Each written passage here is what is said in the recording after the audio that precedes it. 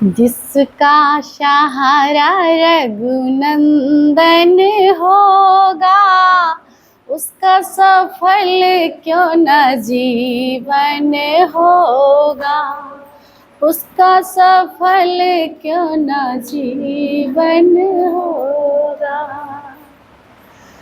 वास्तव में गुरु ने आज हम सबका नाता उस परमात्मा से जोड़ दिया। नहीं तो कोई भी मिलाप कराने वाला नहीं था। आत्मा और परमात्मा का मिलन, ये सब आत्मा है और वो परम आत्मा है, जो महान आत्मा, जो सर्वत्र प्रभु का ही दर्शन करते हैं। मैं ही हूँ ये जान के जब देखते हैं तो ये बात गुरु ही कार्य करता है। परमात्मा का स्वरूप गुरु है, ये तत्व ज्ञानी। और तत्व ज्ञानी के लिए सारी सृष्टि उसको खोजती है, फिर भी उसको उसकी सहज प्राप्ति नहीं, सहज प्राप्त हो जाए। हम सब बड़े भाग्यशाली हैं कि सहज प्राप्ति हुई। ये दादा ने ऐसा कर्म किया कि सहज प्राप्ति हुई।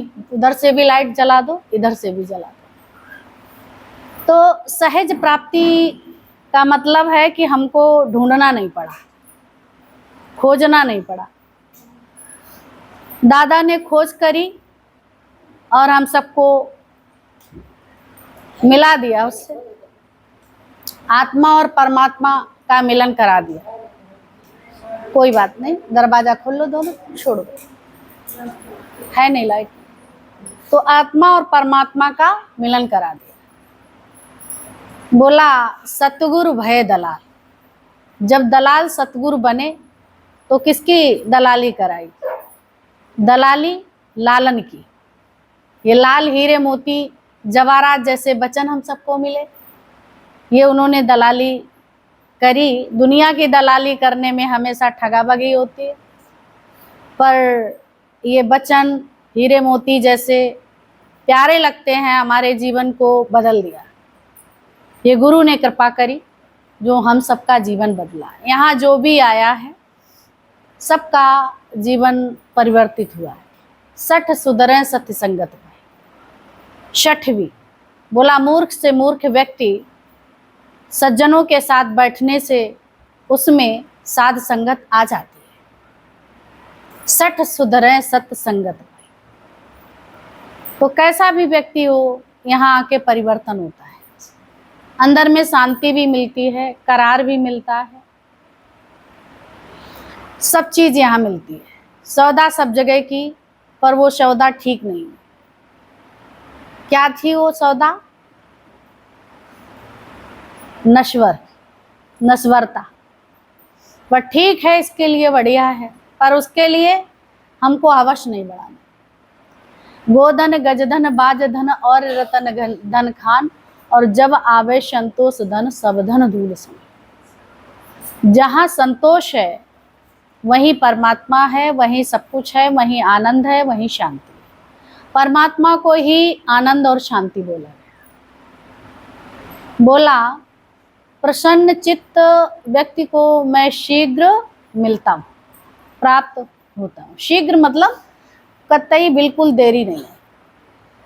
तो अभी चाहो अभी आनंद ले सकते, पर किसी चीज का त्याग करना पड़ेगा। अभिमान का त्याग कर दोगे तो तुम्हें प्रसन्नता प्राप्त होगी, और वो शीघ्रता से प्राप्त हो जाए। अहम जब तक है, जब तक मैं कुछ बन के बैठा, और जब बने ही नहीं तो अहम भी नहीं रहा। है ही आप पे आप, ये सृष्टि आप पे ही आप चल रहे। लगता है कि हम चला रहे हैं, घर हम चला रहे हैं, परिवार हम चला रहे, बाल बच्चे हम चला रहे, शरीर को हम चला रहे, पर हम किसी को नहीं चला सकते। प्रभु यहाँ तक बिठा देते हैं तो बैठना हो जाता है। कभी तुमने लोगों को देखा, चाहते भी हैं कि बैठ जाऊं, पर नहीं बैठ पाते। लेटे लेटे जीवन उनके जख्म हो जाते हैं पीठ में, तो सौभाग्य है। तुम्हें प्रभु चला रहा, उठा रहा, बिठा रहा, खिला रहा, पिला रहा, चला रहा, तो जितना चल पाते हो उतना शुक्रगुजारी करो। अंदर में प्रभु को दोष नहीं, निर्दोष को दोष दिया न करो, वो निर्दोष है। जो भी फल मुझे प्राप्त हो रहा वो मेरे कर्मों का लेखा जोखा है। उन्होंने ही लेखा जोखा जब किया, जो तुम करते गए वो लेखा जोखा करा। तुम भी मांगते हो भाई मेरा लेखा जोखा दो, नहीं मांगते। जो हमने किया है पूर्ण फल उसका हिसाब किताब करो, मांगते हैं कि नहीं? तो पाप पुण्य दोनों ही का, अगर पुण्य का मांगते हो तो पाप का भी मिलेगा। अब ये कहो पुण्य का मांगो पाप का नहीं मांगो, तो कोई व्यक्ति पाप का हिसाब किताब नहीं मांगता है। मांगता है? किसी को देखा आज दिन तक? किसी को नहीं देखा। तो मांगो या ना मांगो, लेकिन जो भी तुमने किया है मिलेगा जरूर। या तो पाप और पुण्य दोनों से ऊपर उठ जाओ। तुम अगर पुण्य नहीं मांगोगे तो पाप भी, और फिर उसके लिए करता। मैंने कुछ नहीं मांगा, मैंने कुछ किया ही नहीं तो मांगू क्या? कुछ नहीं मांगना है, जब मैं करूंगा तभी तो मांगू। तो घर परिवार, अड़ोसी पड़ोसी, इवन जो संत समा, उनसे भी कुछ मांगने की आवश्यकता नहीं है, कुछ भी। तुम अपने आप में पूर्ण हो, ये बात गुरु बताते। अधूरे थे तो डिमांड थी, और जब पूरा हो गया तो मांग खत्म हो गई। और निरीच्छा वाले के कार्य भी पूरे होते हैं, सब तुम देख रहे हैं। तुम निरीच्छा हो गए, क्या भगवान को पता नहीं है? भगवान को पता है। इच्छा है तो भी पता है, और निरीच्छा है तो भी पता है। वो भगवान को पता, क्या तुम्हें पता है? भगवान माना तुम्ही को पता है। तुम कोई भी कार्य गलती करते हैं, तुम्हारा मन सारा समय उद्वेगता में और चंचलता में रहता है। कोई भी गलत कार्य करो, तुम लोगों को बताओ ना बताओ, लेकिन अंदर में हम स्वयं जानते हैं मैंने क्या त्रुटि करी है और क्या सही किया है। तब सही पे तो नहीं ध्यान जाता, त्रुटियां जब हो जाती तो उस पर याद रहता है कि यहाँ हमसे त्रुटि हुई। हलचल है, गलती है इसलिए। अगर हमारे अंदर हलचल है तो कोई ना कोई गलती हुई है। स्थिरता है तो ये समत्ति योग का दर्शन है। मन को स्थिर कर पाना बहुत दुष्कर है, पर ऐसा नहीं है कि प्रयास किया जाए और ये कंट्रोल ना हो, ऐसा नहीं। नहीं तो अर्जुन को भगवान श्री कृष्ण नहीं कहते। दुष्कर तो है, लेकिन ऐसा नहीं है कि उसको बस में ना किया जाए। मनुष्य खूंखार से खूंखार जानवरों को अपने बस में कर लेता है, कर लेता है कि नहीं? भगवान है, शेर चीते भेड़िया को भी अपने बस में कर लेता है, कर लेता है कि नहीं? कर लेते हो तुम ही, प्यार करके, मोहब्बत करके। ऐसे ही कैसे भी तुम्हारे विकार हैं अंदर निहित, तुम उनको देखो, उनको समाप्त कर सकते हो। 20 नाखूनों के जोर से मन को स्थिर किया जा सकता है। 20 नाखून क्यों आए? सारी इंद्रियां जो है उनको कैसे हम एकाग्र करेंगे, कैसे स्थिर करेंगे, मन की चंचलता को कैसे स्थिर करेंगे, उसके लिए हम सबको बताता। 24 घंटा ध्यानस्थ अवस्था में रहो, अपने स्वरूप में रहो।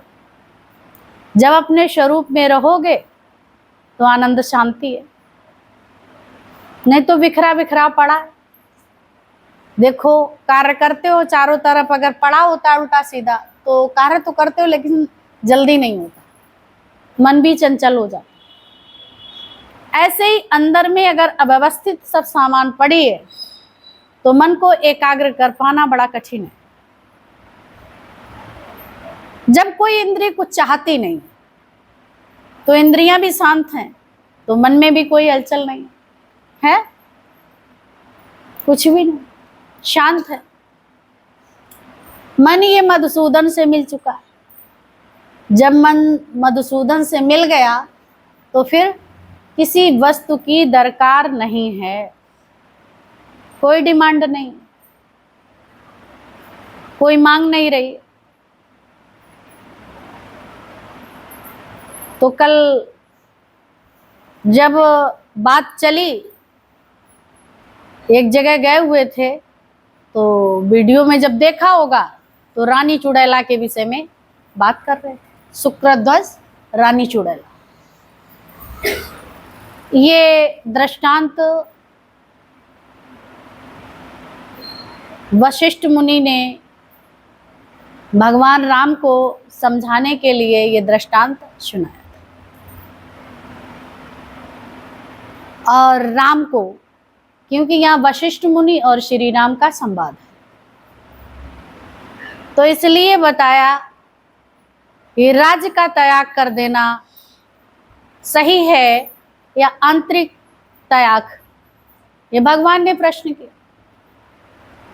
तो वहां पे वशिष्ठ मुनि ने शुक्रध्वज नाम के राजा और रानी चुड़ैला के विषय में बताया।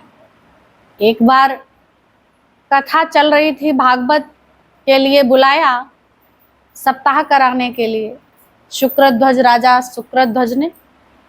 जब बुलाया और 7 दिन ये सप्ताह चला, श्रीमद् भगवत गीता, भागवत पुराण, श्रीमद् भागवत पुराण, महापुराण, जब उन्होंने सुना तो सुनने के बाद उनको वैराग्य आ गया। भगवान की चर्चा सुनते सुनते वैराग्य वृत्ति है, इसलिए कहा जाता भगवान की कथा सुनो, सत्संग सुनो। श्रवण का बहुत महत्व है। ये कान सुनते सुनते जब ये सात्विक बातें जाती हैं तो अंदर में सात्विकता पैदा होती है। आंख से देखो, संतों का दर्शन करो, और जो कुंभक और रेचक जो क्रिया होती है, तुम इस माहौल में बैठते हैं तो जो भी आने जाने की क्रिया, अंदर वायु जाने की आने की, तो ये वातावरण वहाँ वाइब्रेशन होते हैं, वो इसके द्वारा वो जो वायु है वो भी ऑक्सीजन युक्त होती है, वो तुम्हारे अंदर जाती है। कुंभक और रेचक। और मुख में तुम्हारे राम नाम का बोल जिह्वा पे समाया होता, चर्चा, गीत, संगीत, भजन, कीर्तन इस जिह्वा से करते हो तो पवित्रता आ जाती है।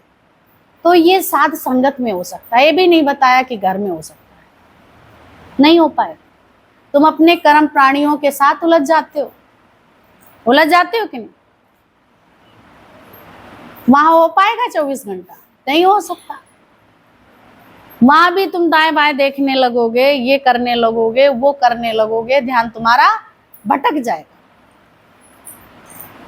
तो मन को एकाग्र करने के लिए जगह यही है जिस चीज को तुम छोड़ देते हो। सबसे पहले कोई कार्य आता है तो सबसे पहले आपका क्या छूटता है? बताओ, क्या छूटता है?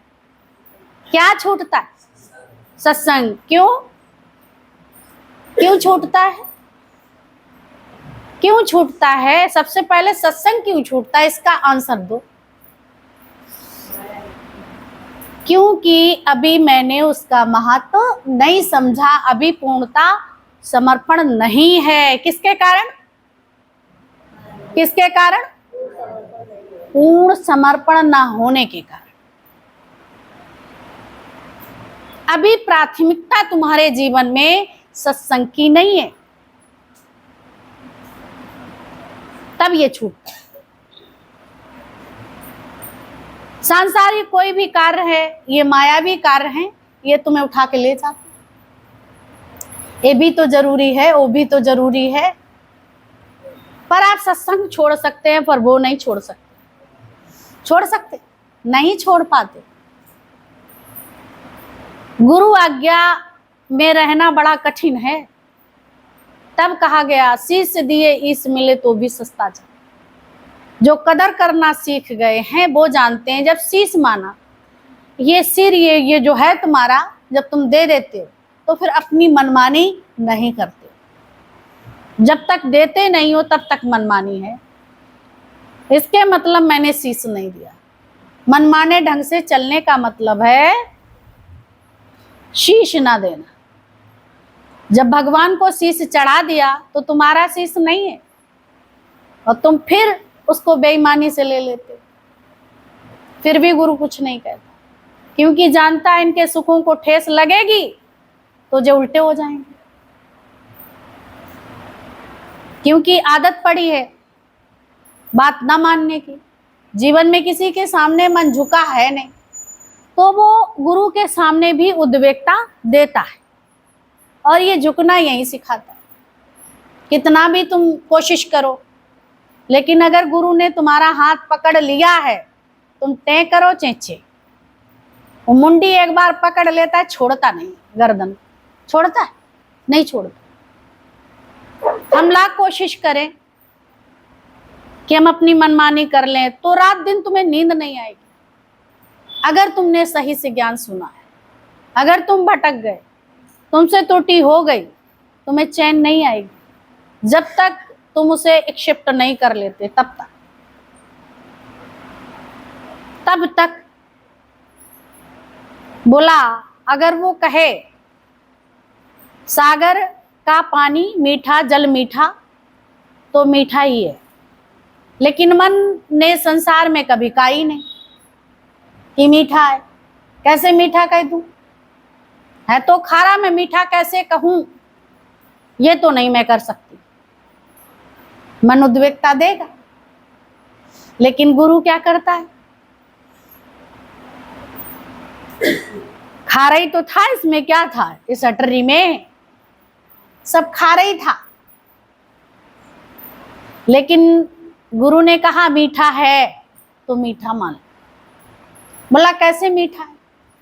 जब बाष्पीकरण होता है तो जल मीठा हो जाता है। सूर्य की किरणें खींच लेती, बादल बन के बरसता है, फिर ये नदियों नालों में जाता है। और कैसे स्रोतों में? वही तो साल भर तुम पानी पीते हो, जल पीते हो कि नहीं? वही सागर का पानी है, मीठा करके आ जाता है।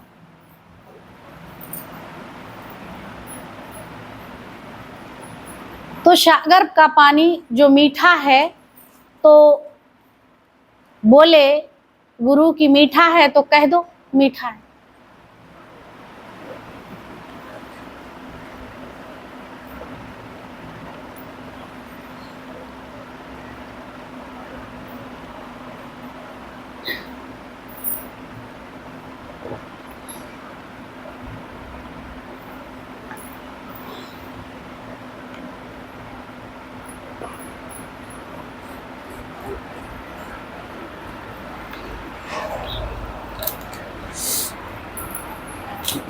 ऐसे भगवान को प्राप्त करना बड़ा कठिन है कठिन।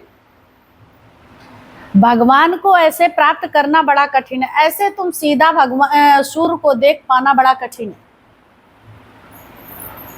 डायरेक्टली आंखों की रोशनी चली जाएगी कि नहीं? इसीलिए शीतल जल को सूर्य के सामने डालते हैं और उस रोशनी को देखते हैं तो नेत्र ज्योति बढ़ती। अगर उसको डायरेक्टली तो नजर भी चली जाती है। शीतल जल की उसमें सूर्य को देखते हैं तो रोशनी बढ़ती है, तुम्हें लाभ मिलता है। और सीधा डायरेक्टली देखते हैं तो आंखों की ज्योति चली जाती। इतनी उसमें जो है उसमें तेज है, भगवान में इतना तेज है कि डायरेक्टली आप नहीं देख सकते, पर वही शीतल होके वही परमात्मा गुरु के रूप में प्रकट होता है। तभी तो आनंद शांति अंदर में आती। आनंद रूपी परमात्मा का प्रगटीकरण गुरु के द्वारा है, तो पहले भी बाहर से नहीं डाला है। गुरु भी कहते हैं हमने बाहर से नहीं डाला, सब कुछ तुम्हारे अंदर, सब कुछ अंदर तुम्हारे है, माल खजाना, और ढूंढा न जाए देश बेगाना।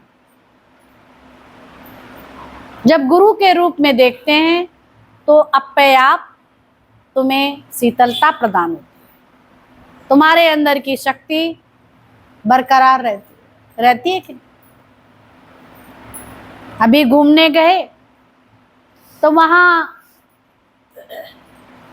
जो अपने को महसूस करता था ऊर्जा नहीं, तो वहां भी इतनी ऊर्जा, इतनी ऑक्सीजन, और वहां कोई पॉल्यूशन नहीं, ना बाहर का ना भीतर का, तो नहीं होता कि वीकनेस है। और समय समय पे सब पौष्टिक चीजें भगवान ने अनेक रूप में लगा के रखी हैं। जिस चीज की आवश्यकता हो ले और खाओ। तुम्हें बाजार में सब भगवान चीजें उतार देता है। कभी नहीं कहो ये महंगी है, ये सस्ती है, क्योंकि अगर ये चीजें तुम्हारे पास तक आ तो जाती हैं, बाजार में उतर आती, तो आप ले सकते। और यही देश विदेश से लेने जाओ तो आप लेके खा पाएंगे। और कैसे भगवान ने आयात निर्यात की व्यवस्था करी, जो इधर चीज होती है तो उधर पहुंचाते हैं, उधर की चीज इधर आ जाती है, आदान प्रदान करते हैं। तो जो भी संसार में चल रहा है बहुत अच्छा है। भगवान ने ये संसार बनाया किसके लिए? खेलने के लिए, एंजॉय करने के लिए, लेकिन आसक्त होके दुखी सुखी होने लगे। जहां जहां आसक्ति है वहीं दुख और सुख है। जाहिर सी बात है कि दुख वहीं है, और जहां ये चीज नहीं है वहां दुख सुख भी नहीं है। जिस पे तुम हाथ रख देते हो वही दुखी करती है चीज। गुरु कहता किसी पे हाथ रखो ही नहीं, किसी पे हाथ मत रखो कि ये मेरी है। ना घर तेरा ना घर मेरा, चिड़िया रैन बसेरा, कुछ भी तो तुम्हारा नहीं है। तो कैसे शुक्रध्वज जब जंगल में गए, घर त्याग कर दिया, और त्याग करने के बाद उन्हें क्या मिला?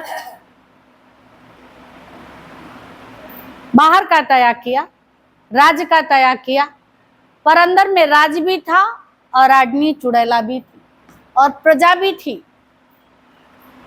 और जहां नहाने जिस घाट पे जाते तो पत्थर भी अपना बना लिया। पहले रानियां विदुषी हुआ करती थी तो सब गुण संपन्न होती, तो उसने राज्य भी चलाया, प्रजा को भी व्यवस्थित रखा, शिक्षा दीक्षा उचित संस्कार प्रजा में सबके अंदर गुण समाहित हुए, और राज्य की देखभाल। फिर बोला कि देखें अभी इनका वैराग्य क्या पक्का हुआ। तो उन्होंने मकर ध्वज का वेश रखा। कुंभज ऋषि मकर ध्वज नहीं है, तो कुंभज ऋषि के वेश में वो वहां पहुंचे। पहला काम उन्होंने किया, जो शिला पे बैठे नहाने जा रहे थे, तो उन्होंने धीरे से उठाया, अपना नहाने के लिए चल दिए। जब नहाने के लिए चल दिए तब उनका मन आया, बोला यहाँ से हटो, मैं नहाता हूं। कैसे? रानी चुड़ैला धीरे से मुस्कुराई कि कुछ अभी नहीं गया, वहां अपना था वो छोड़ा तो यहाँ अपना पत्थर बना लिया। ऐसे ही हम लोगों का हाल है, जब वो छूटता तो ये बना लेते, ये छूटता तो वो बना लेते। जब ये बात उनको यहां भी देख लिया, फिर उन्होंने खीर बनाई, और जब खीर दी और उन्होंने खीर खाई तो कहने लगे मेरी जो रानी चुड़ैला थी ऐसी खीर बनाती थी। उन्होंने कहा ये संत क्या, इसका जीभ का रस ही नहीं गया अभी तो।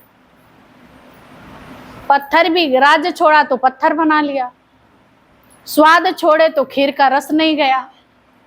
जंगल में आया सन्यासी जीवन जीने, जब वो सोने चले तो धीरे से उन्होंने हाथ टच कर दिया, तब भी वो कहने लगे ऐसे ही हाथ मेरी रानी चुड़ैला का था।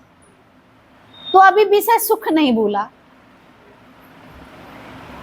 फिर उन्होंने वेश उसको पक्का ये सब कराया, शुक्रध्वज को, राजा शुक्रध्वज को, और फिर उसने अपना वेश दिखाया कि राजन अब अपने राज्य को चलते, तुमने ये क्या किया, सबका तो त्याग किया और यहाँ सब कुछ बना के तुम बैठे हो, अभी कुछ तो भूले ही नहीं।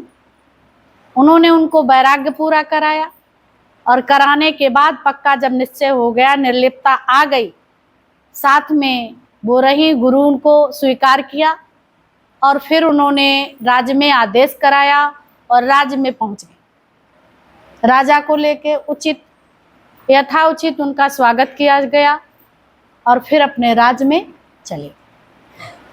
क्योंकि अंतिम क्षण भी अगर तुम वैराग्य लेते हैं तो लास्ट में तुम्हारे घर पे ही भेजा जाता है। जब घर पे ही भेजा जाता है तो घर को छोड़ के जाओ क्यों?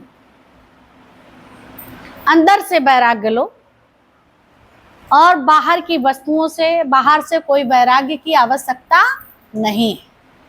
जहां हो वहीं अच्छे हो। डाल वाला अच्छा है कि पाल वाला अच्छा है? तो जीवन तो डाल वाला अच्छा है। गृहस्थ में आप हैं, घर परिवार में हैं, तो वही अच्छा है। भगवान ने कभी किसी को हटाया नहीं है, इसीलिए कहा कैसे डाली से फूल भी मत तोड़ो, नहीं उजाड़ो, वो डाली में अच्छा लगता है कि नहीं? ऐसे ही ये जीवन जहां बैठे हो वहीं अच्छा लगता है। आज दादा भगवान ने कितना अच्छा कर्म किया कि हम सबको गृहस्थ में बिठा के और वैराग्य वृत्ति डाल दी, अंदर से निरासक्त योग में टिकाए। ये उसकी महिमा है। महिमा का गुणगान जितना तुम करते रहो उतना जीवन सुंदर।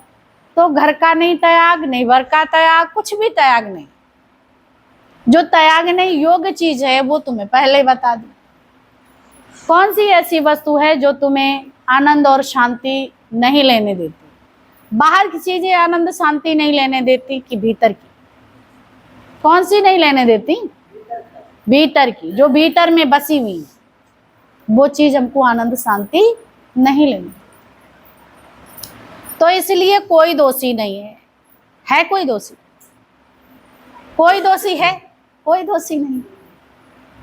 अंदर में जो जो मेरे विचार हैं वो हमको दूषित करते हैं, बाहर के विचार नहीं करते। जो बाहर की चीज है वो बाहर रखो, अंदर की चीज अंदर रखो। बाहर से कोई भी बात मत ले जाओ, जो तुम्हारे योग्य है, ज्ञान है, उसको ले जाओ। बाकी तुम्हें दुखी सुखी करने वाली बात है उसको वहीं रोक दो। और तुम राजा हैं, तुम रोक सकते, तुम्हारा आदेश है, इंद्रियों पे चलता है राज, तो उन पे शासन करना सीखो। इंद्रियों पे शासन करो, पर इंद्रियां शासन करने लगती हैं, मर्जी होती सो तुम्हारे निकल आता है ना? तो इसके मतलब अभी हम विजय प्राप्त नहीं कर पा रहे। ये रथ मेरा, मैं राजा हूं, बड़ी शान से जीवन शेयर। तो ये पक्का करो। पक्का ही करने के लिए हम लोग रोज रोज बैठते हैं। आज पुष्पा जी की गली में सत्संग है बधैया रोड पे, उर्फ पप्पी है। आरती दीदी ने पुष्पा के नाम से संबोधित किया। बोला ये क्या नाम रखा, पप्पी जप्पी? तो सच्ची बात है। बोला इनका क्या नाम, तो उनका क्या नाम पूछा और पप्पी नाम हटा दिया रजिस्टर से, और सच में ये प्यार में नाम रख दिए गए। बोला ये कोई नाम